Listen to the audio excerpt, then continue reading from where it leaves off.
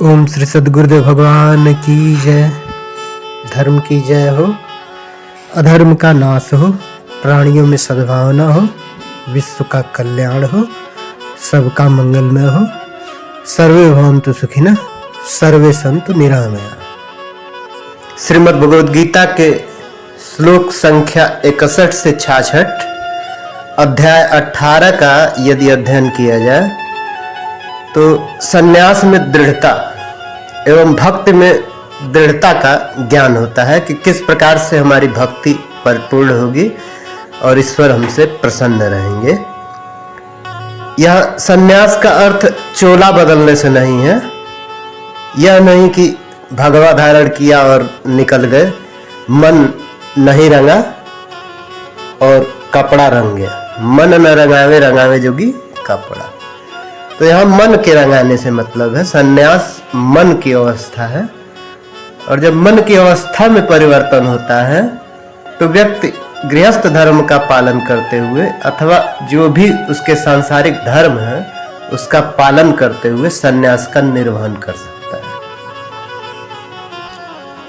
भगवान कहते हैं ईश्वरः सर्वभूतानां हृदये से अर्जुन तिष्ठति भ्रामयन् सर्वभूतानि यंत्रारूढ़ानि मायया। अर्थात हे अर्जुन, ईश्वर प्रत्येक जीव के हृदय में स्थित है और भौतिक शक्ति से निर्मित यंत्र में सवार की भांति बैठे समस्त जीवों को अपनी माया से भरमा रहे हैं। अर्थात जो यह आत्मा है यह शरीर में यंत्रवत बैठी हुई है, शरीर आत्मा की उपस्थिति से यंत्रवत व्यवहार कर रहा है। वास्तव में यदि देखा जाए तो अर्जुन अज्ञानी व्यक्ति का प्रतीक है जिसके पास ज्ञान नहीं है, और कृष्ण सर्वज्ञानी है। कृष्ण सर्वज्ञानी है और वह अपना ज्ञान अर्जुन को देते हैं। भगवान कृष्ण ने उपदेश दिया कि जीवात्मा यानी कि जो यह व्यक्ति है वह सर्वे सर्वा नहीं है। जीवात्मा बिना आत्मा और परमात्मा के कुछ भी नहीं है। भगवान या स्वयं कृष्ण अंतर्यामी परमात्मा रूप में हृदय में स्थित होकर जीव को निर्देश देते हैं, और उसी निर्देश का पालन यह यंत्रवत शरीर करता है। परमात्मा भूत भविष्य तथा वर्तमान का ज्ञाता है एवं इस सृष्टि में घटित हो रहे सभी घटनाओं का साक्षी है। ईश्वर की उपस्थिति हर जगह है। ईश्वर हृदय में स्थित है। यह कहने का अर्थ है कि ईश्वर को अपने हृदय के अंदर ढूंढिए। मंदिर आप जाते हैं, ध्यान करते हैं, साधना करते हैं, वहां भी आप अपने हृदय को स्थिर चित्त बनाते हैं और भगवान को ढूंढते हैं। जो भगवान आपके हृदय में है उसको ढूंढते हैं। मूर्ति तो मनुष्य ने निर्मित की है कि भगवान का स्वरूप ऐसा है, कृष्ण भगवान ऐसे हैं, उनके हाथ में बांसुरी है, लेकिन वास्तव में आप अपने हृदय के चित्त में भगवान को धारण करने के लिए, अपने ध्यान को केंद्रित करने के लिए मंदिर जाते हैं। और जब आप भगवान को हृदय में पा जाते हैं तो आपको किसी मंदिर की आवश्यकता नहीं रहती, क्योंकि भगवान तो आपके हृदय में है। भगवान को आपने अपने हृदय में ढूंढ लिया है। उसके साकार और निराकार दोनों स्वरूपों का ज्ञान आपको प्राप्त हो चुका है। वास्तव में यदि देखा जाए तो मनुष्य की कोई स्वतंत्र सत्ता नहीं है। वह भगवान की सत्ता के अंतर्गत संचालित है। वह यंत्र है जिसमें आत्मा पड़ी हुई है। यंत्र है एक प्रकार का। जिस तरह से आप लोग आज के समय में आर्टिफिशियल इंटेलिजेंस के जमाने में रोबोट में क्या करते हैं, प्रोग्रामिंग करते हैं कि इस तरह से काम करेगा, तो ठीक उसी प्रकार से आत्मा को भगवान ने हमारे शरीर में डाला हुआ है। जिस तरह से हमारा ह्यूमन इंटेलिजेंस है भगवान की बनाई हुई दी हुई प्राकृतिक बुद्धि है, उसी तरह से आज जो निर्माण हो रहे हैं आर्टिफिशियल इंटेलिजेंस का, कृत्रिम बुद्धिमत्ता का, वह भी क्या है, आत्मा डालने का ही तो प्रयास है। मशीन में आत्मा ही तो डालने का प्रयास किया जा रहा है। किंतु कभी भी भगवान की बनाई हुई संरचना जो ह्यूमन ब्रेन है, जो मानव मस्तिष्क है, उसकी क्षमता को कृत्रिम बुद्धिमत्ता पार नहीं कर सकती, क्योंकि मानव मस्तिष्क ने ही कृत्रिम बुद्धिमत्ता को जन्म दिया है। रोबोट को चाहे कितना भी प्रोग्रामिंग कर लीजिए, जब प्रोग्रामिंग फेल होगा तो रोबोट कंट्रोल में नहीं आएगा, और रोबोट केवल उतना ही करेगा जितने के लिए उसको प्रोग्रामिंग किया गया है। लेकिन सोचिए कि ईश्वर ने कैसी संरचना दी है कि हमारा मानव मस्तिष्क अपार सोच सकता है, अथाह सोच सकता है। परमात्मा के ही इच्छा से, जिस प्रकार से एक प्रोग्रामर की इच्छा से रोबोट का निर्माण हुआ है, उसी प्रकार से परमात्मा की इच्छा से एक व्यक्ति का, एक जीव का निर्माण हुआ है। और वह जीव एक निर्धारित कर्म को, जिसे नियत कर्म कहा है श्री भगवान ने, उस नियत कर्म को पूरा करता है। पुनः श्री भगवान कहते हैं, तमेव शरणं गच्छ सर्वभावेन भारतः तत्प्रसादात् परम शांति अस्थानम प्राप्यसि शाश्वतम्। हे अर्जुन, सब प्रकार से उसी की शरण में जाओ, उसकी कृपा से तुम परम शांति को तथा परम नित्य धाम को प्राप्त करोगे। कहने का तात्पर्य यह है कि जब जीव सभी ओर से निराश हो जाए, बेचैन हो जाए, उसे कोई रास्ता दिखाई न दे, तो श्री भगवान की शरण ग्रहण करनी चाहिए। श्री भगवान की शरण ग्रहण करने से उसे इस संसार के समस्त तापों से, सभी प्रकार के संतापों से छुटकारा मिलता है। वह समस्त प्रकार के कष्टों से छुटकारा पाता है, अपने अवसाद से छुटकारा पाता है, और आध्यात्मिक आकाश या वैकुंठ की प्राप्ति का मार्ग भी उसके लिए सर्वसुलभ हो जाता है। भगवान प्रत्येक जीव के हृदय में स्थित है।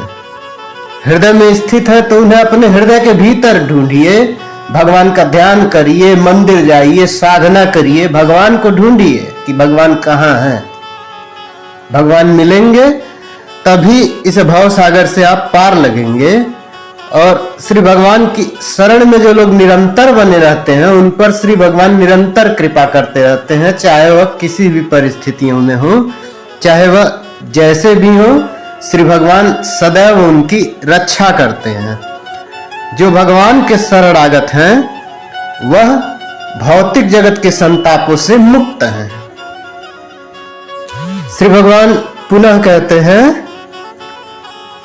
इति ते ज्ञानम आख्यातम गुह्यात् गुह्यतरम मया विमृश्य एतत् अशेषेण यथा इच्छसि तथा कुरु। अर्थात इस प्रकार मैंने तुम्हें गुह्यतर यानी कि सबसे गोपनीय ज्ञान बता दिया, इस पर पूरी तरह से मनन करो और तब जो चाहे सो करो। भगवान ने यहाँ अर्जुन को ब्रह्मभूत ज्ञान का उपदेश दिया है। जिसके पास ब्रह्मभूत ज्ञान होता है वह सदैव प्रसन्न अवस्था में रहता है, उसके चेहरे पर एक दिव्य तेज होता है, वह न तो शोक करता है और न किसी वस्तु की कामना करता है, वह जैसी भी अवस्था में रहता है प्रसन्न रहता है। ऐसा केवल गुह्य ज्ञान के कारण होता है। इस संसार में आपने बहुत से लोगों को देखा होगा, उनके ऊपर दुख, चिंता, तकलीफें बहुत सारी हैं, लेकिन कभी उनके चेहरे पर देखेंगे तो एक दिव्य तेज झलकता है, एक दिव्य तेज झलकता है। वह श्री भगवान के इस स्वरूप को जान जाते हैं कि वास्तव में इस संसार में समस्त घटनाओं को श्री भगवान संचालित कर रहे हैं। मैं मात्र एक यंत्र हूं जिसके अंदर उन्होंने आत्मा रूपी और परमात्मा रूपी प्रोग्राम डाल दिया है, और उस प्रोग्राम से ही मैं संचालित हूं।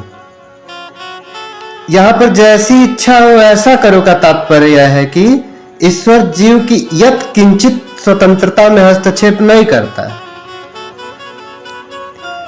यहाँ यह भी तात्पर्य नहीं है कि जैसी इच्छा है वैसा करो, मीन्स अधर्म करो। अधर्म नहीं, धर्म के अंतर्गत जो चीजें आती हैं वह करो। किसी को सताओ मत, अहिंसा का पालन करो, ये सब सारी चीजें आती हैं। एवं एक शुद्ध जीवन जियो। हृदय में आसीन परमात्मा को शरणागत हो जाओ।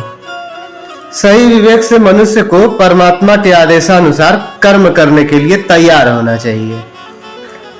अर्जुन को भगवान प्रत्यक्षतः युद्ध का आदेश दे रहे हैं, किंतु अप्रत्यक्ष रूप से देखा जाए तो जो युद्ध भूमि का कर्म है उस कर्म के पालन की भी प्रेरणा दे रहे हैं। अतः भगवान का शरणागत होने में हित है, यह किसी भी प्रकार से अहितकर नहीं है। श्री भगवान कहते हैं, सर्वगुह्यतमं भूया शृणु मे परमं वचः, इष्टो असि मे दृढ़मिति ततो वक्ष्यामि ते हितम्। अर्थात हे अर्जुन, तुम मेरे अत्यंत प्रिय मित्र हो, अतः मैं तुम्हें अपना परम आदेश जो सर्वाधिक गुह्य ज्ञान है बता रहा हूं, इसे अपने हित के लिए सुनो। यहाँ भगवान अर्जुन को गुह्य ज्ञान और गुह्यतर ज्ञान अर्थात ब्रह्म ज्ञान और परमात्मा के ज्ञान के बारे में बताते हैं। यह है भगवान के शरणागत होने का ज्ञान। जब सब तरफ से व्यक्ति निराश हो जाए तो उसे भगवान की शरण में चले जाना चाहिए। उसी आदेश को यहाँ भगवत गीता के सार के रूप में जोर देने के लिए दोहराया जा रहा है। यह सार सामान्य जन की समझ में नहीं आता। सारे वैदिक साहित्यों में यह महत्वपूर्ण आदेश है कि आप भगवान के शरणागत हो जाएं। यह ज्ञान का सबसे महत्वपूर्ण अंश है और जो इस ज्ञान को जानता है वह इस भवसागर से पार हो जाता है। मन मना भव मद भक्तो मद्याजी मां नमस्कुरु मामे वैश्य सत्यम ते प्रतिजाने प्रियो अस्ति में। अर्थात सदैव मेरा चिंतन करो, मेरे भक्त बनो, मेरी पूजा करो और मुझे नमस्कार करो। इस प्रकार तुम निश्चित रूप से मेरे पास आओगे। मैं तुम्हें वचन देता हूं क्योंकि तुम मेरे परम प्रिय मित्र हो। कहने का तात्पर्य यह है कि जो भगवान की भक्ति में इतने लीन हो जाते हैं कि भगवान के मित्र के समकक्ष हो जाते हैं, उन्हें भगवान गुह्यतम ज्ञान देते हैं, उन्हें शरणागत वत्सल बनाते हैं, अपनी शरण में स्वीकार करते हैं। कुछ लोग व्यावसायिक ध्यानी होते हैं, मंदिर जाते हैं तो वहां भी अपने ग्राहकों को ढूंढ लेते हैं, अपने व्यवसाय की ओर आकर्षित करने के लिए मंदिर जाते हैं। तो मंदिर जाने का यह भाव नहीं होना चाहिए। मंदिर जाते हैं तो आप ईश्वर को अपने चित्त में धारण करने के लिए जाइए, दिखावे के लिए मत जाइए। जीवन को इस प्रकार ढालिए कि कृष्ण का चिंतन सदैव मन में बना रहे। मनुष्य इस प्रकार का कर्म करे कि उसके सारे नित्य कर्म कृष्ण के लिए हों और कृष्ण भावना भावित हो। वह अपने जीवन को इस प्रकार व्यवस्थित करे कि 24 घंटे कृष्ण का चिंतन करता रहे और पूर्ण रूप से कृष्ण भावना भावित हो जाए, कृष्ण भावना में हो जाए। जब कृष्ण की भावना मन में सदैव विद्यमान रहती है तो ऐसे जीव से सांसारिक पाप नहीं होते हैं और वह अपने सांसारिक कर्मों का सफलतापूर्वक निर्वहन करता है। मन को कृष्ण पर एकाग्र करना चाहिए, जो दोनों हाथों में बंसी धारण किए हैं, सुंदर मुख वाले हैं, बालों में मोर पंख तथा सौले बालक के रूप में है। ऐसे भगवान श्री कृष्ण का ध्यान करने से इस भवसागर की समस्त समस्याओं से मुक्ति मिलती है तथा हमारा जो भक्ति है और जो हमारा संन्यास का मार्ग है वह दृढ़ होता है। मनुष्य को परम ईश्वर के रूप में जो लोग देखते हैं उन्हें अपना मन कृष्ण पर एकाग्र करना चाहिए। अपने मन को भगवान के अन्य रूपों की ओर नहीं मोड़ना चाहिए। भगवान के तमाम रूप हैं, कृष्ण पर जो ध्यान केंद्रित करते हैं, कृष्ण को जो अपने मन में बैठा लेते हैं, वह इस भवसागर से पार हो जाते हैं और वह कृष्ण के सखा अर्थात मित्र होने का स्थान प्राप्त कर लेते हैं। भगवान श्री कृष्ण पुनः करते हैं, सर्वधर्मान परित्यज्य माम एकम शरणं व्रज अहम त्वाम सर्व पापेभ्यो मोक्षयिष्यामि मा शुच। अर्थात समस्त प्रकार के धर्मों का परित्याग करो और मेरी शरण में आओ। मैं समस्त पापों से तुम्हारा उद्धार कर दूंगा, डरो मत। यहाँ भगवान यह कहते हैं कि जीवन में जब भी विपरीत परिस्थितियां आए, सभी प्रकार के धर्म परित्याग है, उन सब का त्याग करो और मेरी शरण में आ जाओ। मैं तुम्हारी रक्षा करूंगा, तुम्हारे समस्त सांसारिक पापों से तुम्हारा उद्धार कर दूंगा। यहाँ श्री भगवान ने ज्ञान तथा धर्म की विभिन्न विधियां बताई हैं, जिनमें परम ब्रह्म का ज्ञान, परमात्मा का ज्ञान, अनेक प्रकार के आश्रम तथा वर्णों का ज्ञान, संन्यास का ज्ञान, अनासक्ति भाव, इंद्रिय तथा मन का संयम, ध्यान आदि। तो इन सभी विधियों का एवं सभी धर्मों का, यदि तुम्हें लगता है कि जीवन की ऐसी परिस्थिति में आ गए हो जहां तुम्हें कोई समाधान दिखाई नहीं दे रहा है, तो इन सभी धर्मों का त्याग कर दो और मेरी शरण में आ जाओ। जब मेरी शरण में आओगे तो मैं शरणागत भाव से तुम्हारी रक्षा करूंगा तथा समस्त सांसारिक पापों से तुम्हारी रक्षा करूंगा और पापों से उद्धार करूंगा। अगले जन्म में तुम्हें वैकुंठ की प्राप्ति होगी। 7वें अध्याय में यह कहा गया है कि वही कृष्ण की पूजा कर सकता है जो सारे पापों से मुक्त हो गया है। इस प्रकार कोई यह सोच सकता है कि समस्त पापों से मुक्त हुए बिना शरणागति नहीं पा सकता है।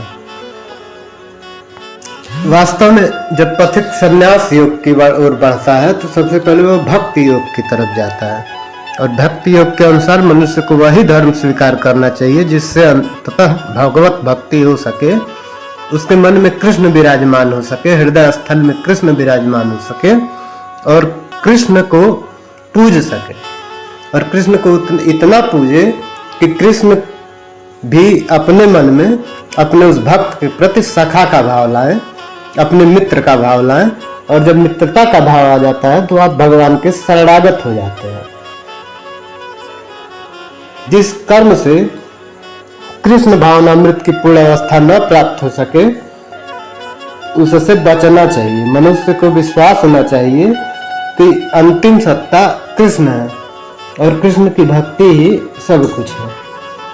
कृष्ण की भगवत भक्ति में प्रवृत्त होने से प्रकृति के समस्त कलमश से, जो सांसारिक पाप है, उससे मुक्त हो जाता है और उसका उद्धार होता है तथा जन्म जन्मांतर के बंधन से मुक्त होकर श्री वैकुंठ धाम में स्थान प्राप्त करता है। श्री कृष्ण की सुंदर छवि के प्रति मनुष्य को आकृष्ट होना चाहिए। उनका नाम कृष्ण इसीलिए पड़ा क्योंकि वे सर्वाकर्षक हैं। जो सर्वाकर्षक है वही कृष्ण है। जो व्यक्ति कृष्ण की सुंदर सर्वशक्तिमान छवि से आकृष्ट होता है वह भाग्यशाली है। जो व्यक्ति कृष्ण की सेवा में है वह भाग्यशाली है। जो सर्वोच्च योगी है वह कृष्ण के प्रति आकृष्ट रहता है, कृष्ण भावना भावित रहता है। ऐसे ही कर्म योगी को दार्शनिक योगी तथा अध्यात्मवादी कहते हैं। लेकिन इनमें से शुद्ध भक्त ही सर्वश्रेष्ठ है। यहाँ न सुचह अर्थात मत डरो, मत झिझको, मत चिंता करो विशिष्ट शब्दों का प्रयोग अत्यंत सार्थक है। श्री भगवान कहते हैं कि विशेष परिस्थितियों में सभी धर्मों का परित्याग कर दो और मेरी शरण में आ जाओ। मैं शरणागत भाव से तुम्हारी रक्षा करूंगा, समस्त पापों से तुम्हारा उद्धार कर दूंगा और तुम्हें वह ज्ञान प्राप्त होगा जो सृष्टि में किसी को प्राप्त नहीं हुआ है। तुम उस परम गुह ज्ञान के मार्गी बनोगे जो सृष्टि में बहुत ही कम लोगों को प्राप्त होता है। तुम श्री कृष्ण के सखा बन जाओगे, श्री कृष्ण के मित्र बन जाओगे और शरणागत भाव से श्री कृष्ण तुम्हारी रक्षा करेंगे। जय श्री कृष्ण।